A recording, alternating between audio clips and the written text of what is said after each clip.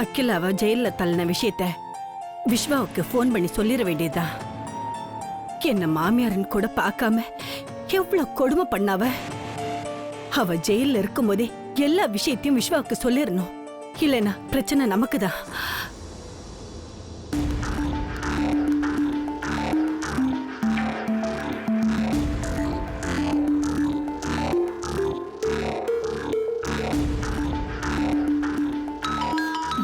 விஸ்வா, போனை எடுடா.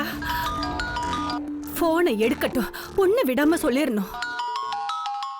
அகிலா, என்னை எப்படி எல்லாம் நீ ஆட்டி படைச்ச. என் புள்ள கிட்ட உன்னை பத்தி சொல்லி உன் ரெட்ட வேஷத்தை கலைக்கிறேன் பாருடி.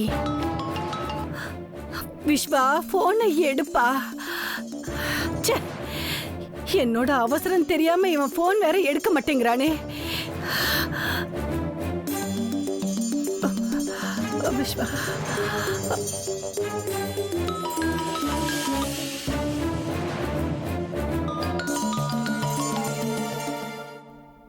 உங்க புள்ள போனை எடுக்க மாட்டான்.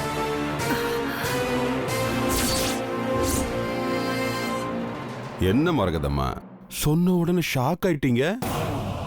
நிஜமாவே உன் புள்ள விஸ்வா போனை எடுக்க மாட்டான். ஏன் தெரியுமா? அவன் போய் சேர்ந்துட்டான்.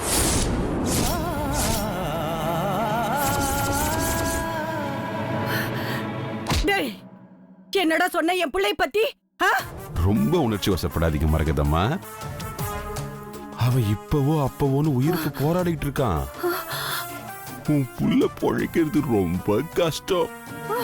அவன் போய் சேர்றதுக்குள்ள மதுரை அஞ்சலி ஹாஸ்பிட்டலுக்கு போய் அவனை காப்பாத்துற வழியை பாரு. இல்லைன்னா மீதி இருக்கிற உயிரையும் அந்த நந்தினி எடுத்துருவாமா. பாவி, என்னடா சொல்ற? என்னென்னமோ சொல்றியே, எனக்கு ஒண்ணுமே புரியலையே. இப்ப நான் எது சொன்னாலும் உங்களுக்கு புரியாது, நீங்க கேட்கவும் மாட்டீங்க. ஆனா ஒண்ணு மட்டும் சொல்லிட்டு போயிடுறேன். அங்க இப்ப விஸ்வா குண்டடிப்பட்டு சாக கிடக்கிறதுக்கு காரணம் உங்க மருமக நந்தினி தான். அவதான் அந்த கள்ளக்காதல தேவா கூட சேர்ந்துகிட்டு அவனை தூண்டி விட்டு உன் புள்ளைய துப்பாக்கியாலே சுட வச்சுட்டாமா. என்னடா சொன்ன? என் மருமகளை பத்தியா நீ தப்பா சொன்ன? உன்னாக்கு அழுகிறண்டா.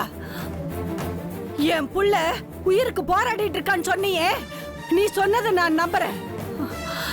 ஆனா சாமி மாதிரி வாழ்ந்துட்டு இருக்கிற என் மருமகளை பத்தி சொல்ற பழிய மட்டும் நான் நம்ப மாட்டேன். நான் நம்ப மாட்டேன். டேய் போடா போ, இல்லனா இங்கே உன்னை நான் கொலை பண்ணிடுவேன். போ. என் புள்ள,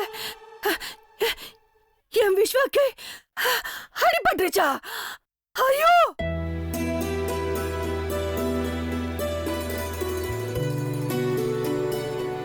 மாப்பிள்ள, ரேவதியோட மெடிக்கல் ரிப்போர்ட்டை பத்தி டாக்டர் என்ன சொன்னாங்க? வயித்துல குழந்தை நல்லபடியா இருக்காம்பா.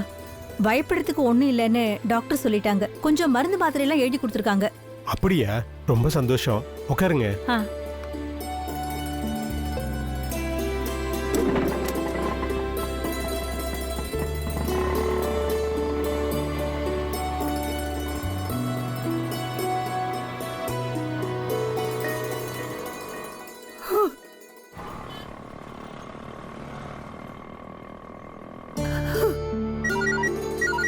சம்பந்தியம்மா.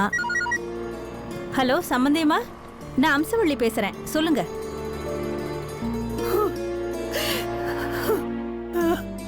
என்ன அழறீங்க? என்னன்னு சொல்லுங்க. ஐயோ, நான் என்னத்த சொல்லுவேன்? அம்சவள்ளி, என் புள்ள விஸ்வாவை சுட்டுட்டாங்களாமா.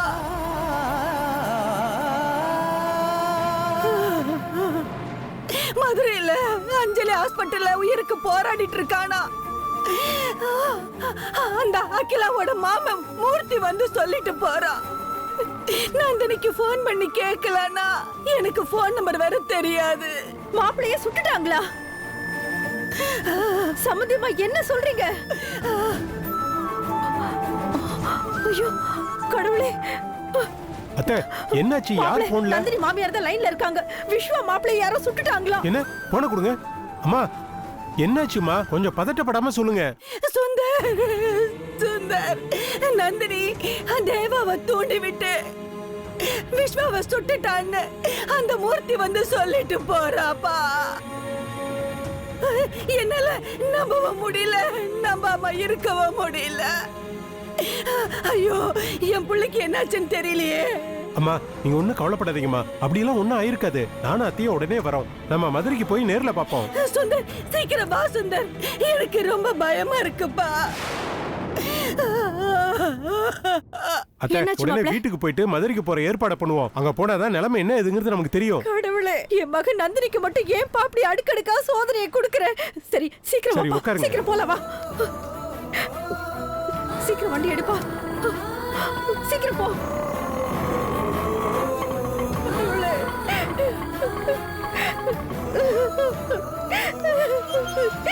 என்னங்க என்னங்க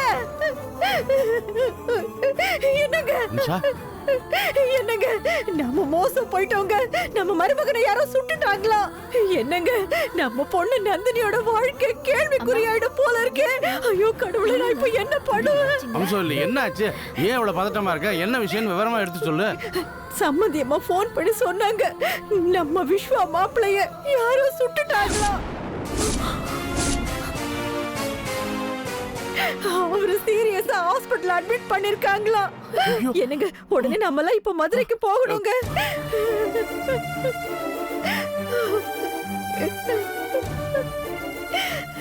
ஐயோ அம்சவல்லி, என்னம்மா சொல்ற நீ சொல்றது எதுவுமே சரியா இல்ல. அந்த மூர்த்தியும் அகிலாவும் சேர்ந்து நம்மள பழி வாங்குறதுக்காக போட்ட திட்டமா இருக்கும். நீ புரியாம பேசிக்கிட்டு இருக்க. அதெல்லாம் ஒண்ணும் பயப்படாத, எதுவும் இருக்காது. இல்ல மாமா, விஸ்வாவை சுட்டது உண்மைதான்.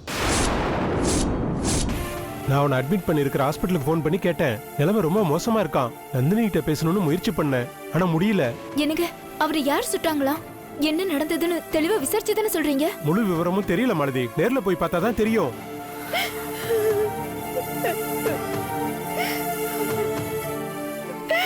ஐயோ, அங்க என் பொண்ணு என்ன பண்றாளோ தெரியல, எப்படி சமாளிக்கிறாளோ தெரியலையே.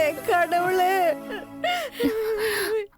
அத்த, நந்தினி அண்ணியையும் விஸ்வா அண்ணனையும் நான் பார்த்ததே இல்ல. பாப்போங்கிற ஆசையில இருந்த. இப்படி ஒரு அதிர்ச்சியான தகவலை சொல்றீங்களே. பிரியா, எப்போ என் மக வாழ்க்கையில அந்த அகிலா நுழைஞ்சாலோ அப்போல இருந்து நந்தினிக்கு பிரச்சனை தாம்மா. அம்மா, எல்லா பிரச்சனைக்கும் நாம தாம்மா காரணம். நந்தினி அக்காவை விஸ்வா மாமாவோட சேர்ந்து வாழணும்னு நொடிக்கு ஒரு தடவை அவங்கள நச்சரிச்சதாம்மா காரணம். அதனாலதான் நம்ம கிட்ட சொல்லாம கோச்சுக்கிட்டு போயிட்டாங்க. கடைசியா மாமா கூட அக்கா சேர்ந்து வாழ முடியாம போயிடுமோன்னு பயமா இருக்கு. கொஞ்ச நேரம் சுமார். இப்படியே ஆளாளுக்கு பேசிக்கிட்டு இருந்தா என்ன பிரயோஜனம்? சட்டுப்பட்டுன்னு போறதுக்கு ஏதாவது முடிவு பண்ணுங்க. என்ன மாப்பிள்ள சொல்றீங்க? கையில பணமே இல்லாம நம்ம எப்படி புறப்பட்டு போறது? மதுரைக்கு போகணும்னா இங்க இருந்து கால் டாக்ஸி புக் பண்ணி தான் போகணும். அதுக்கு பணம் வேணும். நம்ம வீட்டு மருமகனை காப்பாற்ற வேண்டியது நம்முடைய பொறுப்பு, நம்முடைய கடமை. அதுக்கு மருத்துவ செலவு நிறைய இருக்கு, சின்ன சின்ன செலவும் இருக்கு. நந்தினி கிட்ட இப்ப எந்த அளவுக்கு பணம் இருக்கோ இல்லையோ அதுவும் நமக்கு தெரியல.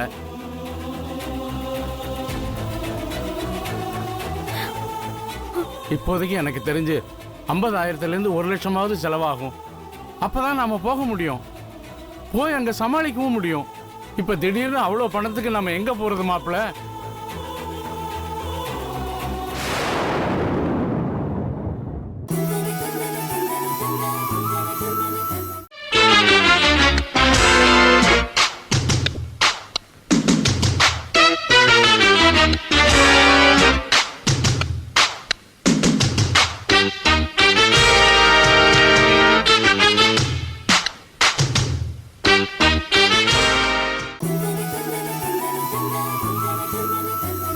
மாமா, பிரியா கிட்ட 1 லட்ச ரூபாய் பணம் இருக்குல்ல, வேணும்னா பணம் கேளுங்க.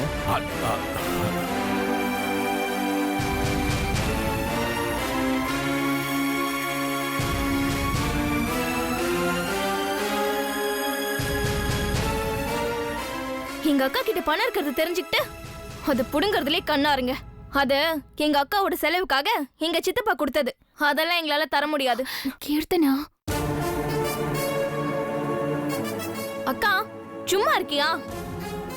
ஏற்கனவே நீங்க எங்க அப்பாவை ஏமாத்தி 10 லட்சம் ரூபாய் ஏப்ப விட்டது இல்லாம இப்ப இருக்கிற பணத்தையும் கேக்குறீங்களா? அக்கா நீ பணத்தை ஒண்ணு யாருக்கும் கொடுக்க வேண்டாம். பிரியா, நீ எங்க வீட்டு பொண்ணு. உன்னை இங்க தங்க வச்சதுக்காக நாங்க அந்த பணத்தை கேக்குறோம்னு தப்பா நினைச்சுக்காத. எங்க குடும்பத்துல ஒரு தவிர்க்க முடியாத சூழ்நிலை. இத பார், நீ எங்களுக்கு இந்த ஹெல்ப் மட்டும் கொஞ்சம் பண்றியா ப்ளீஸ்?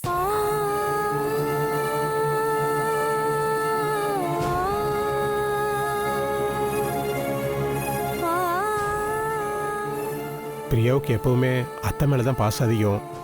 அதனால நீங்களே கேளுங்களேன். பிரியா, உன் கைய பிடிச்சு கெஞ்சி கேக்குறேம்மா. எங்களுக்கு வேற வழி தெரியலம்மா. மாப்பிள்ளை உயிருக்கு போராடிக்கிட்டு இருக்கிற இந்த நேரத்துல என் உயிரை கொடுத்தாவது நான் காப்பாத்தி ஆகணும்.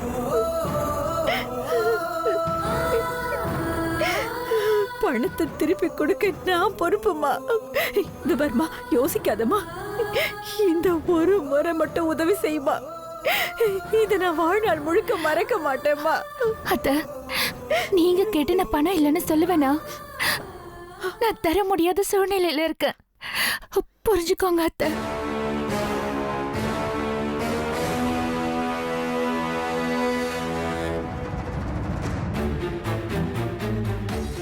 பிரியா, உப்பிட்ட வர உள்ளளவு நனவுன்னு சொல்லுவாங்க. அத்தை உங்களுக்கு ஆதரவா ஒரு இடம் கொடுத்து அரவணைச்சது தப்பா போச்சே. உயிரை விட பணம் தான் உங்களுக்கு பெருசா போச்சோ? ஆ? இது உங்களுக்கே ரொம்ப அநியாயமா தெரியல? அக்கா பணம் இல்லைன்னு சொன்னதும் எல்லாரும் ஒண்ணா சேர்ந்து திட்டுறீங்க. இல்ல, நாங்க ஒண்ணு ஆதரவு கொடுங்கன்னு உங்க வீட்டை தேடி வரல. நீங்க 10 லட்சம் ரூபாய் பணத்தை எடுத்ததுக்கு பிராய்ச்சித்தமாதான் எங்களை சித்தப்பா வீட்ல இருந்து கூட்டிட்டு வந்தீங்க. நான் அப்பவே அக்கா கிட்ட வேண்டான்னு சொன்னேன். அக்கா அதை கேட்கவே இல்ல. இப்ப நடு வீட்டுல நிறுத்தி வச்சுக்கிட்டு இருக்கிற பணத்தையும் புடுங்க பாக்குறீங்க. கீர்த்தனா, நீ சும்மா இரு. நாங்க அப்பவே தர்பூசணி வியாபாரம் செய்ய கை மாத்த பணத்தை கேட்டோம், முடியாதுன்னு சொல்லிட்டா. அது கூட பரவாயில்ல, நாங்க சீரியஸான விஷயத்துக்கு கேக்குறோம், கொஞ்சம் கூட இறக்கமே இல்லாம பணம் கொடுக்க முடியாதுன்னு சொல்றீங்க. அது எங்க கணேஷ் மாமா கொடுத்த பணம் தானே, நீங்க உழைச்சு சம்பாதிக்கல. பணம் கொடுத்தா என்ன குறைஞ்சா போயிடுவீங்க? ஆமாடி பிரியா, நம்ம குடும்பத்துல யாருக்கு என்ன ஆபத்து வந்தாலும் நாம தான் ஒருத்தருக்கு ஒருத்தர் அட்ஜஸ்ட் பண்ணி எப்படியாவது அதை தீர்த்து வைக்கணும். இப்ப நாமளே செய்யலன்னா அப்புறம் வேற யாருமா செய்ய முடியும்? இதை நான் உனக்கு சொல்லி நீ தெரிஞ்சுக்கணுங்கிற அவசியம் இல்லை, உனக்கே புரியும்னு நினைக்கிறேன். தயவு செஞ்சு தயங்காதம்மா. இந்த நேரத்தில் இந்த உதவியை நீ பண்ண ரொம்ப நல்லா இருக்கும்.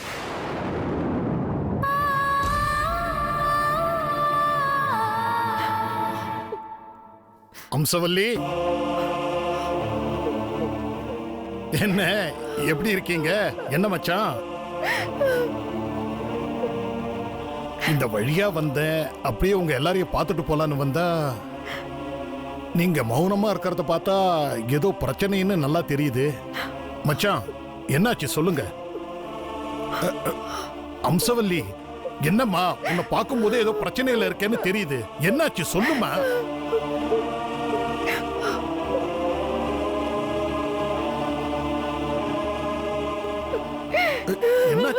அண்ணா, நந்தினியோட புருஷனை யாரும் மதுரையில சுட்டுட்டாங்களா? என்னது, நந்தினி புருஷனை சுட்டுட்டாங்களா? என்னம்மா சொல்ற? ஆமாண்ண, இங்க சம்பந்தியம்மா போன் பண்ணி சொன்னாங்க. என் மருமக இப்ப உயிருக்கு போராடிக்கிட்டு இருக்கிற நேரத்துல கையில காலனா கூட காசு இல்லைன்னு.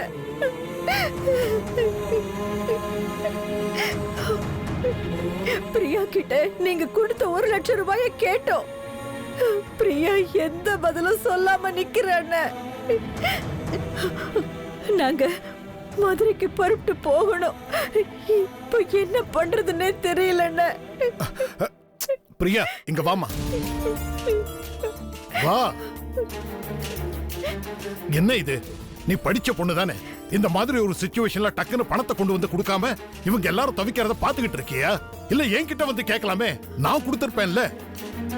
எல்லாரும் தவிக்கிறத பாக்குறது நல்லாவா இருக்கு? சரி, போய் பணத்தை கொண்டு வா, போ. பிரியா, மாமாவே பணத்தை கொடுக்க சொல்லிட்டாரு. இதுக்கு மேல நீ கொடுக்க மாட்டியா? என்ன பிரியா அமைதியா இருக்க? ஆ? நாங்களாம் எவ்வளவு பிரச்சனையில இருக்கணும் தெரியல உனக்கு? ஏதாவது வாயை திறந்து பேசு. இது பாரு பிரியா, இப்ப நம்ம வீட்ல என்ன சிச்சுவேஷன் உனக்கு தெரியும்ல? நீங்க எல்லாரும் சொல்லும்போது இப்படி அமைதியா இருந்தா என்னமா அர்த்தம்? பிரியா, நாங்க எப்படியாவது மதுரைக்கு போயாகணும். அதுக்கு பணம் வேணும். நேரம் ஆக ஆக டென்ஷன் தான் அதிகமாயிட்டு இருக்கு. பிரியா, என்னம்மா இது? இது கொஞ்சம் கூட நல்லா இல்ல. முதல்ல பணத்தை கொண்டு வந்து கொடு. என்னால முடியாது சித்தப்பா. ஏன் முடியாது? எல்லாரும் என்ன மன்னிச்சிடுங்க. உங்க எல்லாரும் முன்னாடியும் தான் சித்தப்பா என்கிட்ட பணம் கொடுத்தாரு. நம்ம எல்லாரும் வீட்டை விட்டு கிளம்பும் போது சித்தி என்ன வீட்டுக்குள்ள கூப்பிட்டாங்க. அப்போ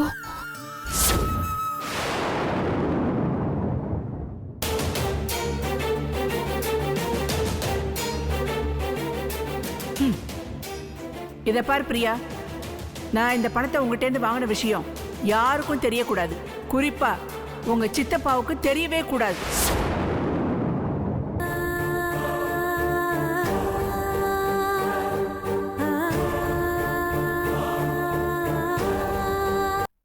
இதுதான் நடந்துச்சு.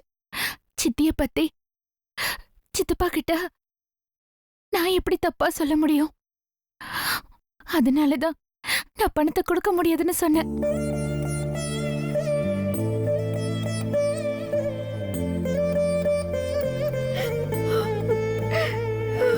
ஐயோ, இந்த பத்திரமாத்து தங்கத்தையே நான் உரசி பார்த்துட்டேனே. என் அண்ணன் மக பிரியாவையே நான் சந்தேகப்பட்டுட்டேன். உண்மை தெரியாம உன்னை சந்தேகப்பட்டு பேசிட்டேனேம்மா. என்ன மன்னிச்சிருமா, என்ன மன்னிச்சிரு. அத்தை, நான் அப்பவே நினைச்சேன் பிரியாவுக்கு அடுத்தவங்களுக்கு உதவி செய்யற மனசுன்னு. ஆனா நம்ம தான் அவ மனசை புரிஞ்சுக்காம அவளை ரொம்ப நோக்கடிச்சிட்டோம். பிரியா, மனசுல எதையும் நீ வச்சுக்காத. அண்ணா, ஏன் பிரியா, அன்னைக்கு என் வீட்டுக்காருக்காக பணம் கேட்டப்போ இந்த விஷயத்த சொல்லியிருந்தா நான் மேல கோவப்பட்டிருக்க மாட்டேன்ல. ஏன் பிரியா இப்படி சித்திய காப்பாத்த நினைச்சு எல்லாரோட பேச்சுக்கும் ஏச்சுக்கும் ஆளாயிட்டு இருக்க? தயவு செஞ்சு என்ன மன்னிச்சிரு பிரியா.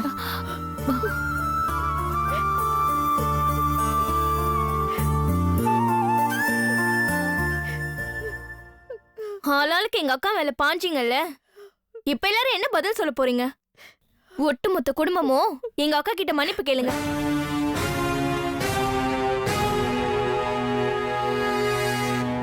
கீர்த்தனா, நீ சும்மா இரு. இங்க நடந்த அத்தனை பிரச்சனைக்கு காரணம் இந்த பவானி தான். அவளை நான் அப்புறமா கவனிக்கிறேன். நீங்க ஒண்ணு பண்ணுங்க, உடனே புறப்படுங்க. வெளிய கார் நிக்குது, டேங்க் ஃபுல்லா இருக்கு. நீங்க எதை பத்தியும் கவலைப்படாதீங்க, உடனே புறப்படுங்க. சுந்தர் பாப்பா, இந்தாங்க இந்த காசு எடுத்துட்டு போங்க. அங்க போயிட்டு உங்களுக்கு காசு தேவைன்னா உடனே எனக்கு ஃபோன் பண்ணுங்க, நான் உங்களுக்கு அனுப்பி வைக்கிறேன். கிளம்புங்க, வாங்க. இல்ல அம்மா, எல்லாரும் போனோம்னா நந்தினி ரொம்ப பயந்துடுவா. அதனால நீங்க அப்பா இவரு 3 பேர் மட்டும் போயிட்டு வாங்க. போகும்போது மரகதத்தையும் மறக்காம கூட்டு போயிடுங்கம்மா. சரிம்மா, சரிம்மா. பார்த்து பத்திரம். சீக்கிரமா வாங்க, போயிட்டு வாங்க. கீர்த்தனா, இரு வரேன்.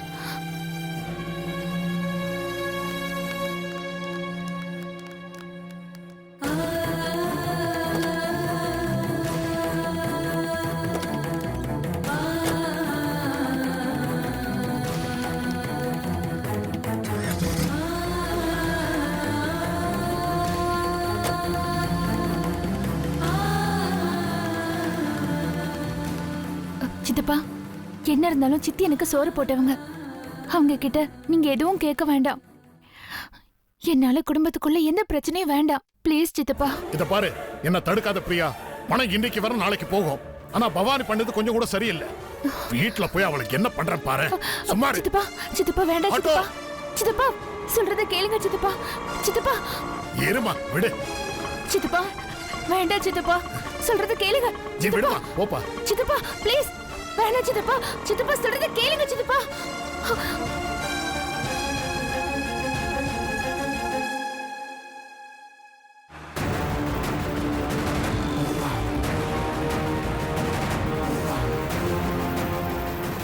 மாமா சீக்கிரமா போங்க மாமா. விஸ்வா கிட்ட அந்த மரகதம் என்ன பத்தி போட்டு கொடுக்கறதுக்கு முன்னாடி விஸ்வாவை நம்ம தூக்கணும். விஸ்வாவை நம்ம கஸ்டடியில கொண்டு போய் வச்சுக்கணும். இதோ போறோம். சீக்கிரமா போங்க.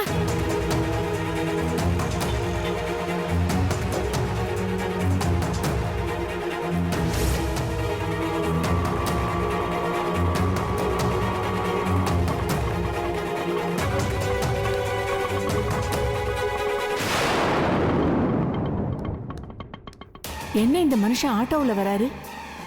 வண்டியை சர்வீஸ்க்கு விட்டுருக்காரா? இல்லையே, சர்வீஸ் கூட ஏற்கனவே விட்டாச்சே. 2 நாளைக்கு முன்னாடி கூட வண்டி எடுத்துட்டு வந்தாரே. வரட்டும், என்னன்னு கேட்போம். எங்கங்க காரு? ஏன் ஆட்டோவில் வந்து இறங்குறீங்க?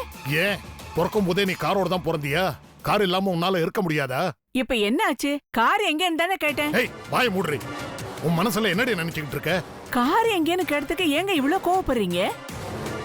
இப்ப நான் என்னங்க தப்பா கேட்டேன்? இந்த பாரு, முதல்ல நான் கேட்டதுக்கு பதில் சொல்லு. ஏன் நான் கேக்குற கேள்விக்கு நீங்க பதில் சொல்ல மாட்டீங்களா? இல்ல வாடி.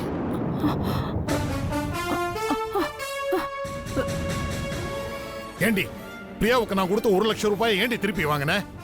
நான் எதுக்குங்க வாங்கணும்? நான் ஒண்ணு வாங்கவே இல்ல. பிரியா தான் எனக்கு கொடுத்தா. சித்தி, இந்த 1 லட்சத்தை வச்சு நான் என்ன செய்ய போறேன்?